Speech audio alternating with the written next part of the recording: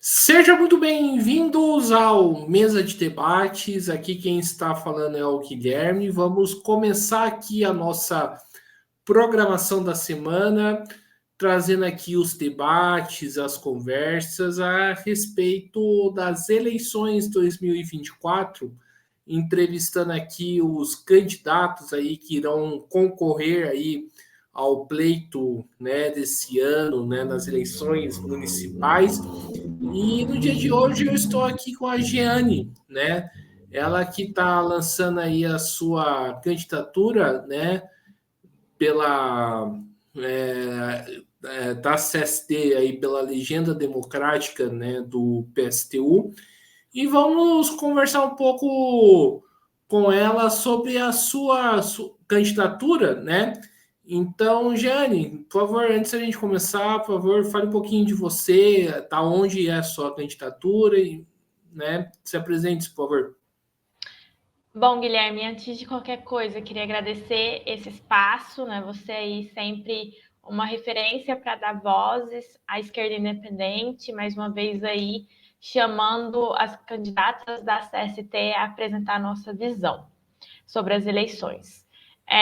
Meu nome é Giane, eu sou militante da CST, coordenadora nacional da Juventude Vamos à Luta, moro aqui em Uberlândia, graduada em filosofia, recém-graduada em filosofia, e a minha trajetória perpassa aí o movimento estudantil, né, a construção do movimento estudantil na UFO, através aí da Juventude Revolucionária Vamos à Luta. E a minha pré-candidatura, né, candidatura, está a serviço de apresentar um programa, né, da esquerda independente, socialista, revolucionário, para apresentar uma saída de fundo, não só para a juventude, mas também para a classe trabalhadora, né, entendendo a necessidade de esmagar a extrema-direita nas ruas, que ainda segue disputando, né, o nosso cenário político, os trabalhadores, as trabalhadoras, e também desmascarando a frente ampla, né? Então, por isso que eu estou aí, né, lançando a candidatura e também como uma forma aí de apoiar as mobilizações que estão ocorrendo a nível nacional no Brasil, as greves, né, como uma forma de fortalecer. Perfeito, então vamos aí para as perguntas, né, para o bate-papo. E, Jeane, primeiramente, né, falando em juventude, né, a gente sabe que a juventude hoje tem várias demandas, né, Claro. seja no âmbito da educação, demandas contra, né, as opressões e tudo mais. Eu queria te perguntar quais são essas demandas que você enxerga como prioritária, né, e para se debater, né, e qual que é a estratégia, plano de luta aí para conseguir essas demandas? Bom, Guilherme, o que a gente enxerga assim da juventude? A gente passa por uma crise capitalista brutal, né? E essa crise capitalista ela é mundial e, por óbvio, ela vai afetar a vida da juventude, né? E não à toa a gente vê cada vez mais a juventude filha da classe trabalhadora, a juventude pobre, em espaços cada vez mais precários, né? Aí quando eu olho para a minha realidade aqui em Uberlândia, trazendo um pouquinho, né, para a discussão, eu tinha vários colegas de graduação que tinha que trabalhar para sobreviver, né? Porque tinha que completar a renda da família para conseguir permanecer na universidade. E onde esses jovens estão trabalhando, né, massivamente? Nos subempregos, aqui na Calink, por exemplo, né, que é uma empresa telemarketing. Então, essa é a realidade da juventude como um todo, né? Em trabalhos insalubres, subempregos, em escala 6 por 1, sem nenhum direito, né? Enfrentando opressões como o machismo, a LGBTfobia, o racismo. E a gente coloca a necessidade de apresentar um programa que apresente uma saída de fundo para essa juventude, né? Que estão sofrendo aí com as opressões, que também não tem uma qualidade de vida boa, digna, né? Com direito a lazer, a moradia, né? A transporte público de qualidade também para ter direito à cidade. Então a gente entende que essa situação ela é global, né, devido aí à crise do capitalismo e como, né, a burguesia, os patrões tentam jogar essa crise nas nossas costas, nas costas da juventude, dos trabalhadores, das trabalhadoras, mesmo tendo enfrentamentos mundiais, né, pela luta de classe, pela organização da juventude, a gente tenta aí mostrar, né, e defender um programa que apresente essa saída, né, contra a miséria, contra a fome, então a necessidade emergencial aí da juventude, principalmente quando a gente fala da juventude universitária, secundarista, de revogar um novo ensino médio, né? Então, uma proposta aí central que a gente tem é a luta pela revogação do novo ensino médio, que hoje atravessa os estudantes e para a gente é uma medida, né, uma política nefasta que faz com que a juventude das escolas públicas, a juventude pobre, não tenha acesso à universidade e vá, né, para os trabalhos mais precarizados, né, para os trabalhos uberizados. Então, a necessidade de revogar o novo ensino médio, né, a necessidade aí da gente lutar por mais verbas também para a educação, né, e não para a dívida pública, que aí é uma consigna muito importante para a gente, né, que vai ali a fundo do problema orçamentário nosso, lutar por passe livre, né, aproveitar as eleições para também fazer essa discussão, fim da jornada 6x1, né, então a gente acha que todas essas medidas são necessárias para ser batalhadas não só nas eleições, mas também nas ruas, né, cotidianamente, organização da juventude, e através das mobilizações. Essa é a nossa estratégia, né? Como a gente consegue implementar um programa robusto que vai resolver, né, que vai prestar uma saída de funda para essa crise que a juventude está imersa. Através da luta, da organização, né, da mobilização cotidiana desse setor para que a gente consiga exigir dos governos e, né, centralmente aí do governo Lula, as nossas exigências, né, as nossas reivindicações mais profundas. Certo. E, Jane, falar aqui sobre o novo ensino médio, né? Como que, e já que você citou aí o governo Lula, como que você vê a postura do Lula em não revogar um novo ensino médio? O que que isso diz para você, né? Eu não tenho outra palavra a não ser uma postura péssima, né? Hoje, o setor da educação, né, os trabalhadores, a juventude e os estudantes, né, não só também das escolas públicas básicas, mas os estudantes das universidades, das licenciaturas também rechaçam o novo ensino médio, né? Porque a gente entende que o novo ensino médio é um projeto que destrói a educação pública como um todo, né? Faz com que a juventude vá para o mercado de trabalho, né, com disciplinas horrendas como brigadeiro, projeto de vida, que enquanto professores também, a gente não sabe para que serve, né, e nem os estudantes. Então a gente precisa, né, lutar aí para a revogação imediata. E a postura do governo Lula é uma postura de conchavo com as grandes, né, empresas da educação, né, que a gente fala com os tubarões da educação, com Lema, né, com, enfim, todos esses empresários e com a burguesia nacional e internacional que tem, né, muito interesse no projeto, na política do novo ensino médio. Não à toa, por exemplo, a iFood, né, financia esse projeto, né, o novo ensino médio, que é nefasto, joga nós para o mercado de trabalho informal, para o subemprego, e segue a lógica, né, capitalista aí, de querer jogar a conta da crise nas nossas costas, né? Então, a gente tem que lutar fortemente e continuar exigindo do governo Lula a revogação, né? Então, exigir aí das nossas direções do movimento estudantil, que infelizmente, né, celebram aí, né, a pele do remendo do governo Lula, a necessidade de ter independência desse governo que nos ataca e que implementa aí o novo ensino médio, né? Então a gente segue exigindo da UBS, da Uni, planos nacionais de luta. A gente tem o dia 14, né? Que é o dia aí puxado, o dia dos estudantes, para que a gente tenha marchas nacionalmente, para que a gente coloque a pauta dos estudantes, que a gente quer imediatamente a revogação do novo ensino médio, que não serve aí para a nossa formação, tem disciplinas que convenhamos, né, não serve para nada, são vazias, né? Atacam os professores também que estão de saco cheio desse novo ensino médio, né? Pelo notório saber também. Então, é urgente essa organização. E para a gente isso é uma postura péssima do governo Lula, né? Então a gente segue aí exigindo a necessidade da revogação dessa política. Certo. E fazer um debate aqui sobre as direções, né? Você falou da direção estudantil, né? Que no caso seria a Uni e a UBS. Uhum. Como que uma candidatura pode tipo, exigir que essas direções, né, fazer o debate político com essas direções para elas falarem, pô, vocês precisam se mover mais, né? Exatamente. A gente acha que o período eleitoral deve servir para as lutas, né?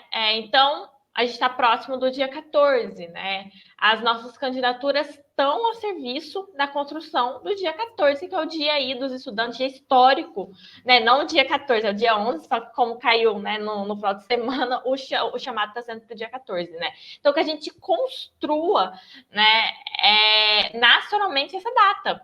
E a gente acha muito importante exigir das nossas direções, né? Então, a Juventude Vamos à Luta, as nossas candidatas exigir nacionalmente a construção, né, desse dia que é muito importante.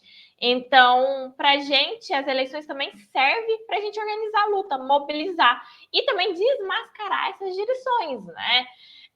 Que, infelizmente, como a UBS e a UNE, não estão tendo uma postura combativa, né, pelas nossas pautas, por exemplo, chamou corretamente o dia 14, né, mas não colocou a necessidade da revogação do novo ensino médio no chamado, que a gente acha que é o central hoje, né, o central, o que mobiliza os estudantes a estarem nas ruas, né.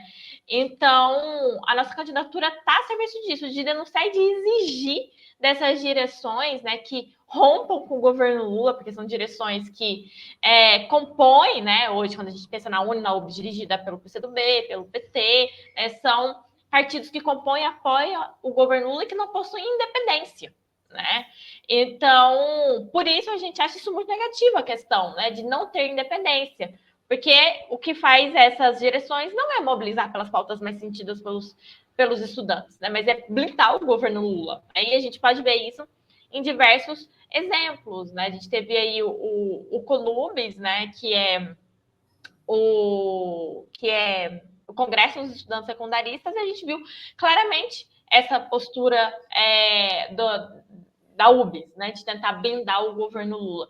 Então, a gente acha que a nossa candidatura, né? O que a gente acredita é a necessidade da gente estar aí exigindo, denunciando as direções pelas pautas mais sentidas pelos estudantes, né? Então, é um período importante, inclusive, que os estudantes estão abertos ao diálogo, né? A conversar aí e a escutar a nossa posição. E, Jane, e a pauta contra a escala 6x1? Muito importante. Muito importante. A Juventude Vamos à Luta, não só a Juventude Vamos à Luta, mas a CST, né, acha essa pauta essencial, né? A escala 6x1, que inclusive a juventude amarga, né? Em trabalhos altamente precarizados, sem nenhum direito, né? Sem nenhuma garantia trabalhista. A gente, inclusive, apoia esse movimento nacional, né? Pelo VAT aí, e se une a eles, né, pelo fim da escala 6x1. Então, a gente acha muito importante, mais do que essencial, a gente lutar, se organizar, né, e exigir o fim da escala 6x1. Então, por óbvio aí que a gente está junto com o movimento e apresenta aí para a juventude a necessidade do fim da escala 6x1. Muito importante, sem dúvidas nenhuma. Sim, e eu queria que você fizesse uma relação, né, desse Uhum. debate com o outro debate que é colocar o fim da reforma trabalhista, né? Não, é extremamente importante, né? Porque a escala 6x1 vai utilizar aí, né, da reforma trabalhista para conseguir ainda mais precarizar, explorar, né, a juventude. Então, a gente além da necessidade de exigir, né, o fim da escala 6x1, a gente também exige aí, né, o fim da reforma trabalhista, né, que é nefasta, né, retira todos os direitos da juventude, direitos conquistados com muita luta, inclusive, né? Inclusive, também tem a reforma da Previdência, que a gente simplesmente não vai aposentar, né? Não tem nenhuma perspectiva de se aposentar. Então, a necessidade também da gente pautar a importância aí da gente colocar um fim na reforma da Previdência, né? Então, óbvio que a escala 6x1 vai se utilizar, né, de todos esses mecanismos para aprofundar ainda mais a nossa precarização, a nossa exploração. Né? Então, a urgência da gente apresentar essas medidas aí, o fim, tanto da escala 6x1, da lei trabalhista, né? E também o fim aí da reforma previdenciária. Sim. Aí a gente entra numa outra questão também, Jane, que é o governo Lula, né, assim como o novo ensino médio, né, está aí mais de 2 anos do governo, né, um ano e meio, né, e não conseguiu revogar, né, essas reformas. Eu te pergunto por quê? Muito boa pergunta. Infelizmente, né, o governo Lula aí com 2 anos de mandato, praticamente, não revoga nenhuma medida, né? Que inclusive durante as eleições falou que iria revogar, né? Como, por exemplo, as reformas, né? O próprio novo ensino médio, falou que não iria ter nenhum novo teto de gastos, mas aplicou um novo teto de gastos com o arcabouço fiscal. E para gente isso acontece porque o governo Lula, infelizmente, está alinhado a setores, né, da burguesia nacional, da burguesia internacional, né, até mesmo com setores nefastos, reacionários, conservadores, né, da extrema direita. E isso abre brecha para que o programa da direita, né, e também da própria extrema direita siga aí, né, na ordem do dia no nosso país. Então a gente vê aí nenhuma reforma revogada, né? E é por isso, exatamente por isso, porque a frente ampla do governo Lula aceita tudo e todos e ao mesmo tempo não consegue apresentar uma saída de fundo concreta para resolver os problemas da vida dos trabalhadores, que é a necessidade da revogação de todas essas reformas, né, feita pelo governo Temer, Bolsonaro, né, mas infelizmente o governo Lula se apresenta aí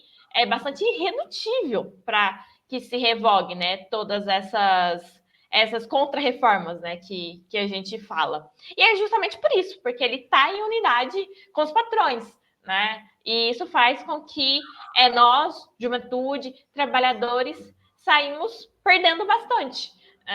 Então, essa conciliação de classes não é a saída para a gente, né? Pelo contrário, fortalece aí um programa anti-classe trabalhadora, né, anti-juventude e fortalecendo também setores aí da própria direita, extrema-direita, né?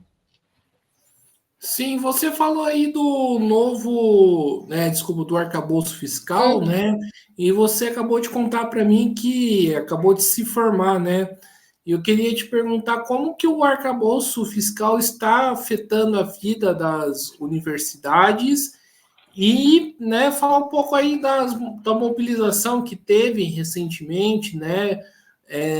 Como que vocês viram a manifestação, né? Como que vocês apoiaram?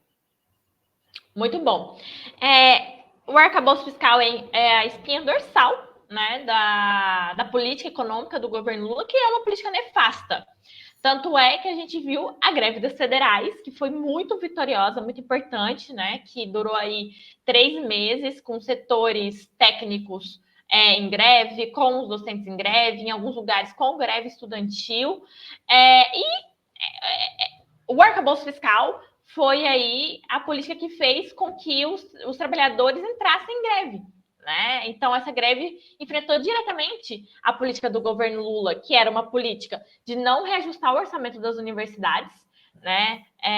Desde o início do seu governo, a gente viu cortes sucessivos na universidade. Agora, recentemente, depois da greve, teve mais um corte, né, de bilhões aí na universidade, não só na universidade, mas nas áreas sociais como um todo. E isso tudo é fruto da política econômica do governo Lula de arcabouço fiscal, né, que é retirar os nossos orçamentos das áreas sociais para destinar aos banqueiros, né, ao pagamento da ilegítima dívida pública. Né, e o governo Lula segue aí privilegiando o nosso orçamento para esses setores. Né? Ou também, a gente viu aí que destinou 400 bilhões também para o agronegócio, e nós, né, a juventude universitária vive amargando aí em uma situação de crise econômica das universidades, né, sem verba nenhuma para nada. Então, a realidade da universidade é de total sucateamento. Quando a gente entra na universidade pública, a gente não vê elevador funcionando, a gente vê os blocos caindo aos pedaços, né? A gente viu recentemente a universidade pública no Rio desabando, literalmente. E é esse o cenário da universidade pública, desabando, porque a gente tem poucos auxílios com valor que não dá para o estudante se sustentar, né? R$ 700, convenhamos, não dá para a gente sobreviver em um mês. Assistente estudantil também no valor muito baixo, e problemas estruturais, né, na própria universidade. Então, isso representa o arcabouço fiscal, né? Essa é a política concreta do arcabouço fiscal nas nossas universidades, né? Que precariza totalmente. E não à toa aí a gente teve a greve das federais como um contraponto, né, e exigências aí dos trabalhadores para o governo Lula, né, de reajuste salarial, de mais orçamento para as universidades, né, melhores condições de trabalho, não só a greve das federais, mas a gente também está tendo outras greves nacionais que se enfrentam com a política do governo Lula, né, de ajuste na classe trabalhadora e a juventude. Então, a gente acha aí o arcabouço fiscal uma política nefasta também. Essa política serve aí para fortalecer o sistema financeiro, fortalecer aí os patrões, né?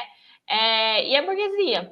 Então, e para os estudantes, para os trabalhadores, é a total precariedade. Né? Então, a gente acha central, né, importante aí exigir o fim do arcabouço fiscal, para que a gente tenha verbas para a educação, para a saúde, né, para o transporte, etc. Para todas as áreas sociais, para os serviços públicos, né, para todas as áreas necessitadas aí de orçamento. E, Jenny, vamos mudar um pouco de assunto, falar nas pautas das opressões, né? Qual que vai ser o peso, né, da luta contra o machismo, homofobia, né, contra o racismo que vai ter na sua campanha? É central, né? Porque a gente sabe que os patrões, a burguesia, né, o sistema capitalista utiliza aí das opressões para nos explorar mais, né? E os governos aplicam essa política, né, da burguesia e dos patrões. Então, a gente tem aí pautas muito importantes a serem defendidas que a juventude sente, né? Constantemente, como o próprio machismo, né, a LGBTfobia, o racismo. Então, a gente acha importante aí seguir lutando pela legalização do aborto, né? A gente teve aí uma jornada de lutas fenomenal recentemente contra o PL da gravidez infantil, e a gente acha importante seguir essas mobilizações, né? Para que a gente arquive esse projeto que não é fácil para nós mulheres, né?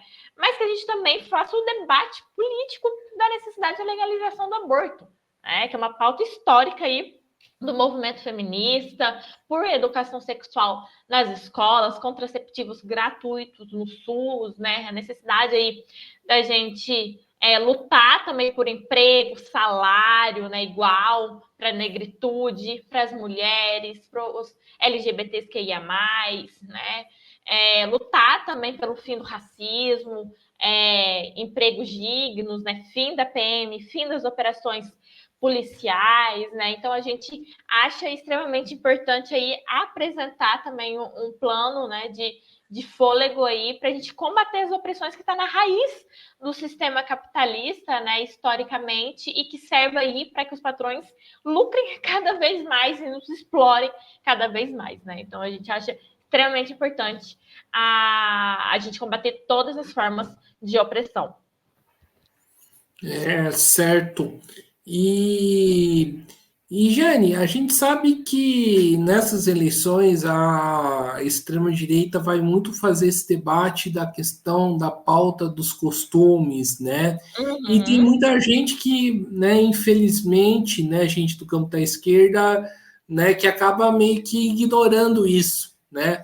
Qual que é a importância de fazer um combate, né, contra essa discussão que a extrema-direita faz, né? E como que os revolucionários, né, a esquerda independente tem que se posicionar perante essa discussão? Esse debate ele é central, né, das opressões. Aí cada setor, né, os setores mais conservadores vão apresentar suas saídas, os setores da conciliação de classe as suas, e os revolucionários também. Né? Na nossa perspectiva, a gente precisa apresentar um programa que combata todas as opressões. Né? A extrema-direita, né, se utiliza de maneira muito oportunista, inclusive nas eleições, trazendo esses debates, né, sobre opressões e sem nenhuma saída concreta, né? Inclusive são setores aí racistas, né, misóginos, vamos lembrar aí do Bolsonaro, né? Então, a gente precisa se organizar para apresentar um programa que vá, né, nas raízes dos problemas, da necessidade de a gente se mobilizar contra essas opressões cotidianamente, mas também apresentar que a saída para acabar com elas é apresentando aí e construindo o socialismo. Né? Os setores também da conciliação de classes, né, como a Frente Ampla também, né, vão ter que responder, né, essas opressões. Infelizmente, a gente vê recentemente, eu acho que a sua pergunta talvez converse com isso, né? Que o Boulos deu aí uma declaração bastante complicada, falando que não é a favor da legalização das drogas, né? Enfim, né, a gente vê aí um recuo cada vez mais da Frente Ampla nas pautas democráticas para conversar com setores da burguesia, né? Para conversar com setores reacionários. E a gente acha isso completamente errado, né? E a gente precisa ter um programa aí robusto que coloque a necessidade de romper com o sistema capitalista para que a gente consiga apresentar aí uma saída para a juventude, né, para esses setores que são oprimidos, a juventude e também da classe trabalhadora, né, como as mulheres, né, os LGBTs, QIA+, a negritude, né. Então, a gente está bem armado aí, tanto para responder à extrema-direita, que vem aí com seu pacote negacionista, e também a Frente Ampla, que com as eleições, né, com seu oportunismo também, acaba abrindo mão. Você tinha falado aí do Boulos, né? Não necessariamente eu queria tocar nessa questão, mas já que você Uhum. tocou, você não acha que o pessoal cada vez mais, assim como o PT, está sendo puxado pela direita? Claro, com certeza, né? Infelizmente, a gente coloca, né? Porque é isso, né? O jogo das eleições, né? O jogo do parlamento é o toma lá da cá, né?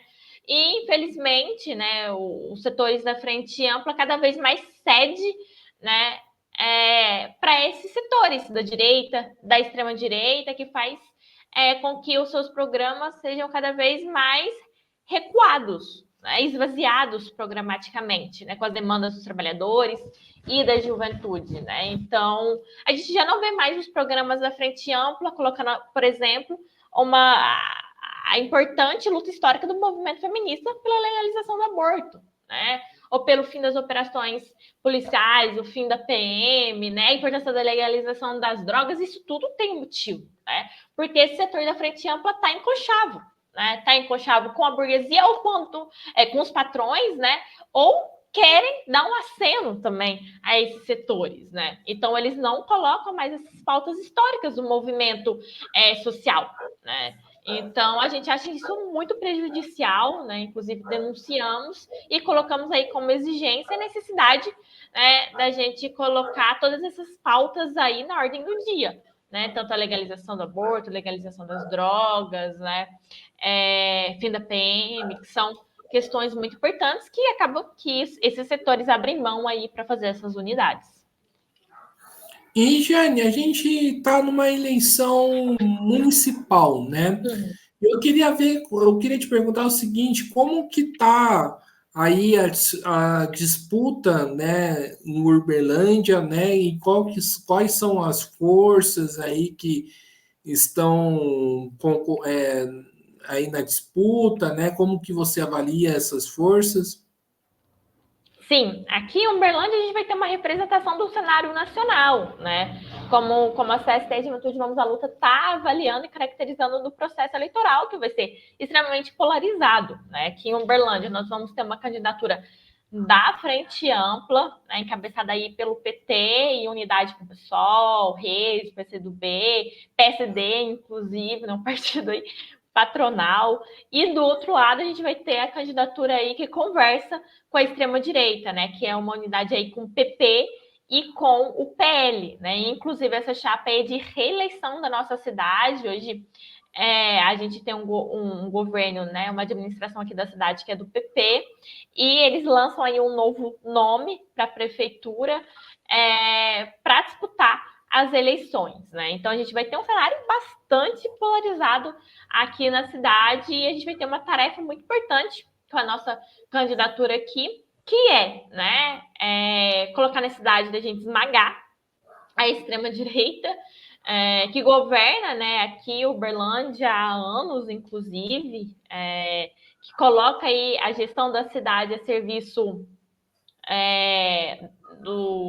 das elites da cidade, né, que provocou uma crise brutal na saúde, na educação municipal, nos transportes, e ao mesmo tempo também a gente vai ter que desmascarar a Frente Ampla, né, que com esses conchavos, inclusive, né, com um visto do PSD, né, faz com que apresente um programa altamente rebaixado que não vai conseguir resolver os problemas dos trabalhadores e das trabalhadoras, né, e da juventude na cidade, né? Então vai ser um processo aí eleitoral bastante importante para a gente intervir e apresentar a opinião dos revolucionários, né, de quem deve governar as cidades, não só as cidades, mas o país e o mundo, são os trabalhadores e as trabalhadoras, para que a gente consiga ter um plano aí emergencial, né, de orçamento para saúde, para educação, para moradia, para transporte, né? Colocar a necessidade aí do não pagamento da dívida pública, do fim do arcabouço fiscal, do fim da lei de responsabilidade fiscal, né? Que é a lei dos municípios aí que estrangula o orçamento municipal, né? Para destinar o nosso orçamento para a dívida pública. Então a gente vai ter essa tarefa muito importante. Nenhuma das candidaturas, né? A gente sabe que a extrema-direita enfim, significa morte para os nossos, né? Tivemos aí 4 anos de governo Bolsonaro, sabemos muito bem o que foi o governo Bolsonaro, né? Tentativa golpista do bolsonarismo, ter, né, aí bastante entusiasmo para explicar isso para os trabalhadores e para as trabalhadoras, né? E também explicar que a Frente Ampla, né? Por mais que Uberlândia foi governada aí por anos por essa direita aí, né, que flerta constantemente com a extrema-direita, que a candidatura da Frente Ampla também não vai resolver aí os problemas a fundo da classe trabalhadora, né? Por exemplo, hora nenhuma vejo as candidaturas da Frente Ampla aqui da cidade falando na necessidade de exigir o fim do arcabouço fiscal, que também é responsável pela saúde, pela situação, né, de precariedade da saúde, da educação. Não vejo também falando sobre a necessidade de parar de pagar a dívida pública. Não vejo também falando sobre a importância da legalização do aborto, do fim da PM, né, da legalização das drogas. Então, nesse sentido, falando que a gente precisa aí ter uma esquerda independente, né, para apresentar esse projeto, né, esse projeto aí de fôlego, para que a gente consiga a raiz dos problemas nos municípios, né? E aqui em Uberlândia se tem esse desenho nacional, né? Aí de bastante polarização, né? E a gente tem bastante fôlego, né? Para conseguir disputar e apresentar todas essas diferenças que vão estar aparecendo. Jane, eu queria te perguntar um negócio que eu sempre estou perguntando aí para as candidaturas, principalmente as né, chamada aí da esquerda independente. que eu, sinceramente, né, eu, Guilherme, né, sou muito entusiasta, né, de um exemplo que que tem na Argentina, né, da Aham. FIT, né, da Frente de Esquerda dos Trabalhadores. E eu pergunto para você por que a esquerda independente não consegue reproduzir esse exemplo da FIT aqui no Brasil? Porque a gente tem vários grupos, né? Parece que os grupos estão presos aí no próprio feudo, não conseguem aí uma unificação, estão meio que fragmentados, né? Eu Uhum. queria te perguntar por que essa dificuldade de fazer uma frente, né, para disputar as eleições, mas também para atuar na luta de classe. A gente acha isso extremamente importante, né? A Juventude Vamos à Luta, a CST, nós somos bastante entusiastas da necessidade da unificação dos revolucionários, né? Nos processos eleitorais, nos processos da luta de classes, né? A gente teve aí o polo socialista revolucionário nas últimas eleições, né? Agora a gente ainda tem uma unidade eleitoral, né? Vejamos, a gente tem isso incorporado, né?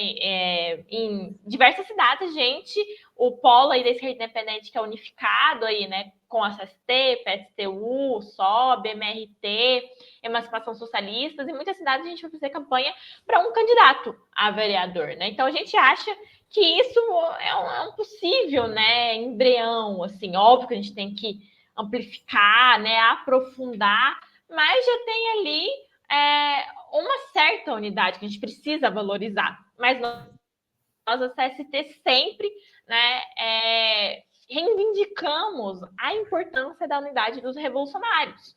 Né? E a Argentina é um exemplo para a gente, né? Um exemplo aí de como conseguir unificar com a frente de esquerda, que inclusive nós participamos, né, com o nosso partido irmão. E por que é necessário, né, essa unidade?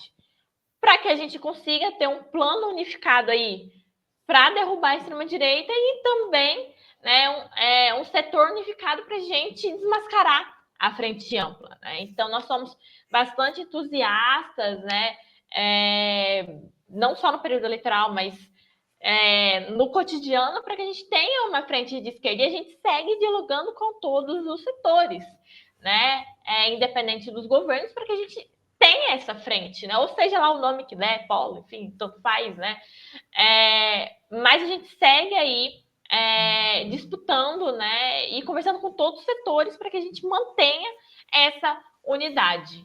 E é isso. Certo. Então vamos aí para a parte final da nossa entrevista, né?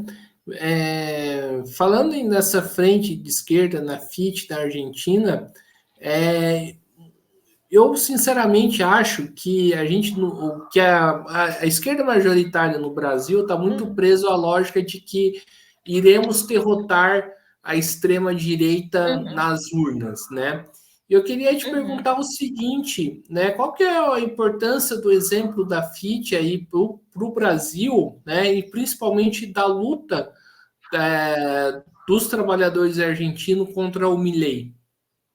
Cara, muito importante essa pergunta, Guilherme. Primeiramente, não se derrota a extrema-direita nas urnas, né? Apenas nas urnas. É necessário a organização massiva dos trabalhadores para colocar aí na lata da história todo o projeto nefasto da extrema-direita, né? Misógino, racista, né? Anticlasse trabalhadora, nas ruas. E a Argentina, né, com a frente de esquerda, é um exemplo muito importante de como a gente consegue aí a unidade, né, dos trabalhadores e das trabalhadoras da juventude para que a gente consiga combater o governo Milei. Né? Com apenas semanas de governo Milei já teve greve geral. Né? Isso não é qualquer coisa para a gente, isso é um exemplo de como a gente derrota o bolsonarismo aqui no Brasil. Né? Não é através de conciliação de classes, pelo contrário, né, através da mobilização, né, constante, com sindicatos combativos, organizando os trabalhadores nas ruas, para a gente apresentar aí, né, para os governos de extrema-direita que a gente quer o fim deles, né, porque eles, enfim, atacam nossos direitos, né, a nossa própria existência. Então, a Argentina é aí um grande exemplo, né, que inclusive conseguiu reverter ataques do governo Milei, né, e seguem aí organizados, né, inclusive os próprios estudantes universitários aí, né, bastante organizados, ativos, exigindo aí do governo Milei orçamento para as universidades, não para o FMI, já tivemos passeatas gigantescas, né, também em unidade com os trabalhadores, a gente acha que esse é o esquema, né, e aqui no Brasil apresenta aí também o problema da extrema-direita, e a gente acha que ela só vai ser, né, realmente extinta quando a gente ocupar as ruas com independência de classe, porque, infelizmente, a Frente Ampla, né, em seu projeto, não combate, né, a extrema-direita em sua raiz, porque faz acordos, inclusive, com a extrema-direita, vide aí, né, Nicolas Ferreira, na Comissão de Educação, né, então, para a gente, o exemplo da Argentina deve ser latente, né, todos os dias aí na nossa mente de como a gente consegue derrotar a extrema-direita, que é só se organizando, né, com independência aí desses setores da Frente Ampla, que mantém, né, o bolsonarismo ali, né, em unidades, e a necessidade aí da gente ocupar as ruas, né, que isso a Argentina, os argentinos, os trabalhadores, a juventude dão um exemplo mundial de como se derrota aí um governo de extrema-direita. E, Jane, para a gente finalizar aqui a nossa entrevista, né? Caso você for eleita, né? A gente sabe que o salário de um vereador, o salário de um político é bem maior do que o salário de um trabalhador comum, né? Você abdicaria a mão desse super salário, o salário que o vereador recebe? Claro, isso aí a resposta é bastante clara, óbvio, sim, né?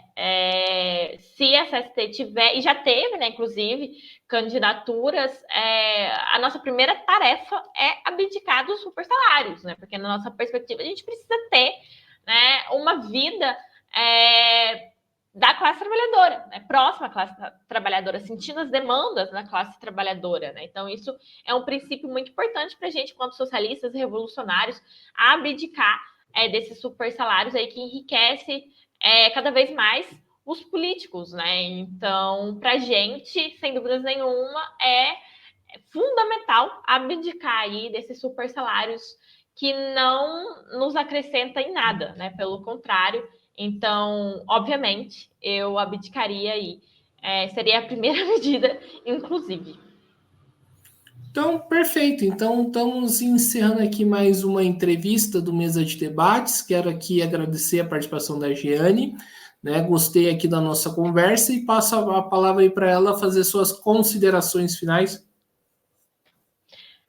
É isso, né? Primeiramente, Guilherme, agradecer o seu convite, esse espaço para a gente estar conversando aí sobre quais são as principais demandas, né? Principalmente que a juventude nesse momento está passando, apresentando o nosso programa, né? Conversando com seus telespectadores e agradecendo esse espaço aí que você sempre cede para a esquerda independente, né? E agradecer esse espaço, com certeza, né? E é isso, bora agora para as eleições, conversar com os trabalhadores, com as trabalhadoras, com a juventude, com um programa aí da esquerda independente que não fecha com os patrões, né, que não fecha com setores reacionários, que entende a necessidade aí de a gente combater a extrema-direita e também desmascarar a Frente Ampla, né, apresentando aí um programa operário, socialista, né? Então a gente chama cada uma que está aí do outro lado, principalmente se é de Uberlândia, a somar com a gente aqui em Uberlândia, nesse programa aí, que é uma alternativa para os trabalhadores e para as trabalhadoras e para a juventude aqui na cidade. Então é isso aí. Então, mais uma vez aqui agradecendo a Giane, também agradecendo a você que estiver nos assistindo. Peço que se inscreva no canal podcast Mesa de Debates de Tudo Um Pouco, acompanhe o nosso trabalho, curta, compartilhe, comente esse e outros vídeos. Também segue a gente nas redes sociais. Nós estamos no Facebook, TikTok, Instagram e também no Quai. E quem puder, contribua aqui com o nosso Pix 385 007 028 00 CPF. Então é isso aí. A programação continua. Um forte abraço e fui.